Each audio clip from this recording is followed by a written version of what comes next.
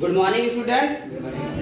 हमने इसके पहले वाले क्लास में पढ़ लिया था मोलैरिटी के बारे में, मोलरता के बारे में। आज हम इस क्लास में पढ़ लेते हैं मोलरता के बारे में, और हम आपको इस क्लास में बता देंगे कि मोलरता और मोलरता में अंतर कहाँ क्या है, और मोलरता कहाँ यूज करेंगे और मोलरता कहाँ यूज करेंगे। तो मोलरता का जो आपका परिभाषा है उसको लिख लीजिए। क्या परिभाषा है? किसी विलयन के 1000 ग्राम में घुले हुए विलेय पदार्थ के मोलों की संख्या विलयन की क्या कहलाती है? मोलरता कहलाती है। इसे हम किससे प्रदर्शित करते हैं? स्मॉल m से प्रदर्शित करते हैं। अगर इस फार्मूले के आधार पे आप देखेंगे तो मोलरता बराबर क्या मिलेगा आपको? विलेय पदार्थ के मोलों की संख्या बटे में क्या हो जाएगा आपका? विलायक का द्रव्यमान। ठीक है, यही आपका फार्मूला इसका, विलेय पदार्थ के मोलों की संख्या बटे विलायक का द्रव्यमान, जो कि क्या होगा? हमेशा आपका ग्राम में होगा, और गुणे में क्या होगा? 1000। अगर कभी भी यह आपका विलायक का द्रव्यमान केजी में दिया होगा तब हम यहाँ पे 1000 का गुणा नहीं करेंगे। और जैसा कि हमने कल आपको बताया था कि अगर विलेय पदार्थ के मोलों की संख्या निकालनी होगी तो हम कैसे निकालेंगे? NB। ये क्या है आपका? Number of mole of solute. B का मतलब क्या है? सॉल्यूट। जैसे हमने आपको क्या संकेत वाले, जब हमने आपको संकेत बताया तो संकेत में आपको ये सारी चीजें आपको डिटेल में बता दी थी। NB किसे कहते हैं, WB और MB का क्या काम है, क्या है, ये आपको हम इस सब के बारे में पूरा बता चुके हैं। अब यहाँ पे अगर हम उस फार्मूले को रखते हैं तो मोलैरिटी को हम किससे शो कर रहे हैं? स्मॉल m से, और विलेय पदार्थ के मोलों की संख्या जिसको हम यहाँ पे लिख देंगे WB अपान में MB, और उसके बाद है आपका विलायक का द्रव्यमान, तो ये क्या हो जाएगा? WA। जैसे विलेय के द्रव्यमान को WB से डिनोट करते हैं उसी तरीके से विलायक के द्रव्यमान को WA से डिनोट करते हैं। और यहाँ आपका 1000 का गुणा, जिसको अगर हम व्यवस्थित करके इस फार्मूले को लिख लें तो इस फार्मूले को व्यवस्थित करके लिखने पे क्या मिलेगा? M is equal to WB into 1000 upon में MB इंटू WA। यही आपका क्या है? फार्मूला है मोलरता का। अब इस फार्मूले पे हम क्या कर लेते हैं? एक न्यूमेरिकल सॉल्व कर लेते हैं। ठीक है,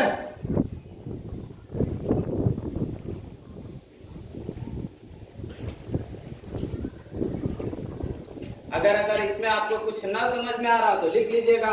जहां यम क्या है आपका? विलयन की मोलरता है। क्या है? विलयन की मोलरता। और क्या है आपका? WB, ये क्या है? विलेय का द्रव्यमान। और क्या है आपका? MB, विलेय का अर्थात जो बताया था हमने आपको, molar mass of a solute. और क्या है आपका?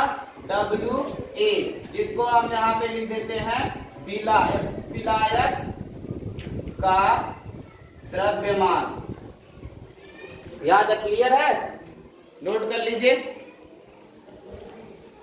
तब हम इस पे आपको एक न्यूमेरिकल बता देते हैं, और ये न्यूमेरिकल सॉल्व करने के बाद ये आप आसानी से इसको समझ जाएंगे।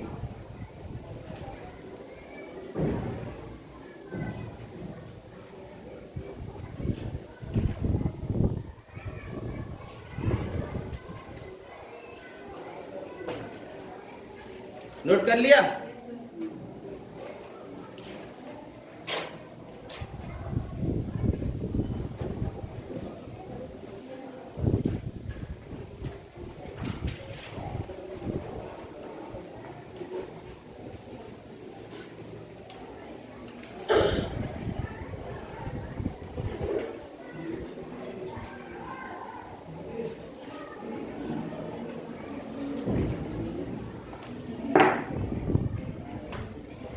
एक उदाहरण इस पे हम सॉल्व कर लेते हैं।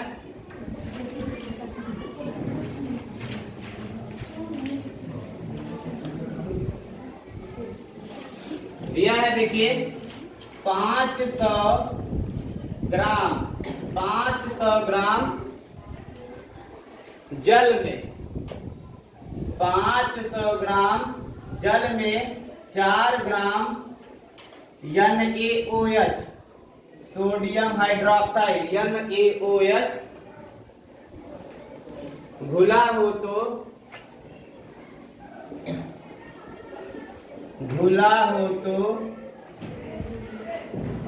विलयन की मोललता ज्ञात कीजिए। मोललता ज्ञात कीजिए। यही है आपका क्वेश्चन, इसको सॉल्व करना है।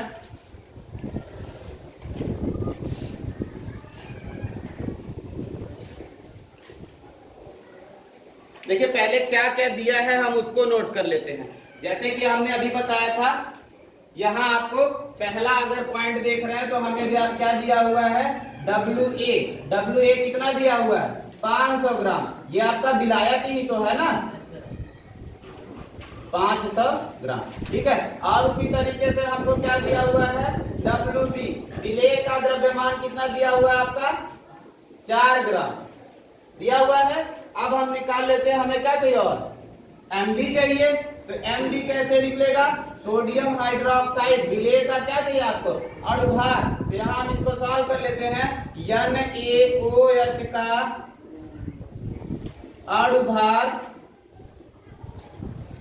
जिसको हम लिखेंगे MB, और ये होगा क्या आपका, हमने बताया था सोडियम का कल कितना बताया था, 23, ऑक्सीजन का 16 और हाइड्रोजन का 1, सबको जोड़ देंगे कितना मिल जाएगा, 40। फार्मूला हमारे पास यहाँ दिया हुआ है। फार्मूला क्या है आपका, M = WB अपान में MB into WA into 1000। अगर इसी फार्मूले पे रख के इसको सॉल्व कर लें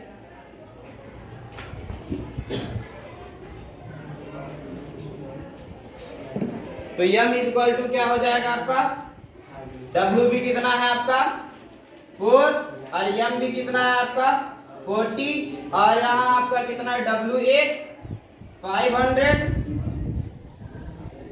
इंटू 1000, तो 1000 कर लीजिए। देखिए अगर इसके 2 जीरो या 1000 को अगर इससे कट कर दे तो कितना मिलेगा, 2। और यहाँ आपका अगर इसको लिखे तो कितना हो जाएगा, 4 2 जा 8 अपान में 40, 8 5 जा 40, इसको हम लिख सकते हैं 1/5 होगा ना। और जिसको आप लिखेंगे तो M = कितना मिल जाएगा, 0.2। यह आपका क्या है, आंसर है। इस तरीके से आप विलयन की मोललता ज्ञात कर सकते हैं, ठीक है।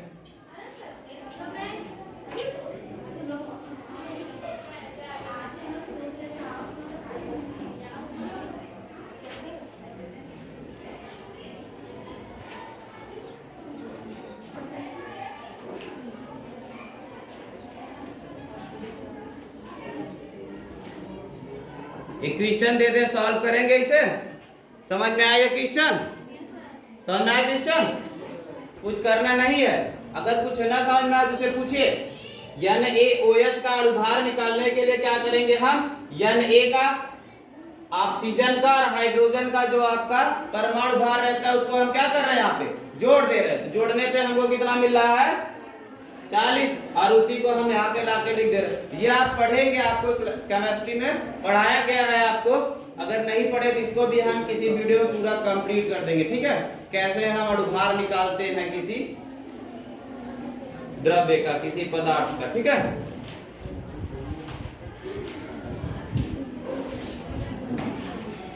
लिखने से इक्वेशन नोट कर देते, इसे सॉल्व कीजिएगा।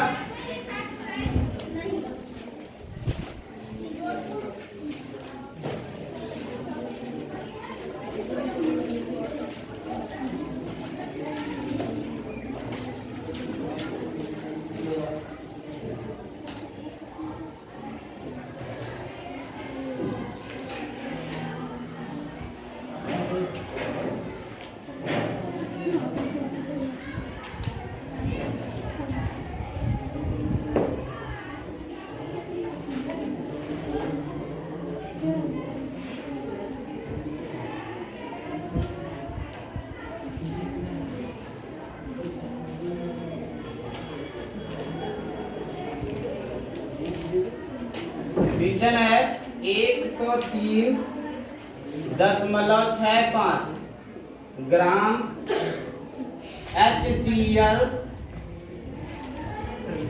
विलयन में 3.65 ग्राम HCl विलेय है। विलयन की मोललता ज्ञात कीजिए। विलयन की मोललता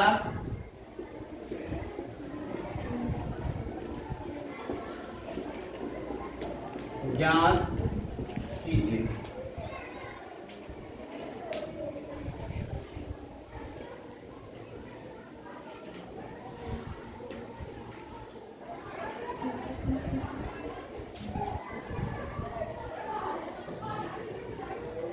क्वेश्चन को समझ लीजिएगा और सॉल्व कीजिएगा। क्या कह रहा है कि एक विलयन है, तो विलयन में अगर चीनी गुला रहता है तो हम कहते हैं ना जैसे चीनी का विलयन है, उसी तरीके से क्या कह रहा है 103.65 ग्राम HCl का विलयन है, उसमें 3.65 ग्राम HCl विलेय है। विलेय कितना है? ये है। पूरे विलयन का द्रव्यमान कितना है? ये है। और विलयन की मोललता हमें ज्ञात करनी है। हो जाएगा? तो चलिए इसको सॉल्व कीजिएगा, ठीक है। तो आज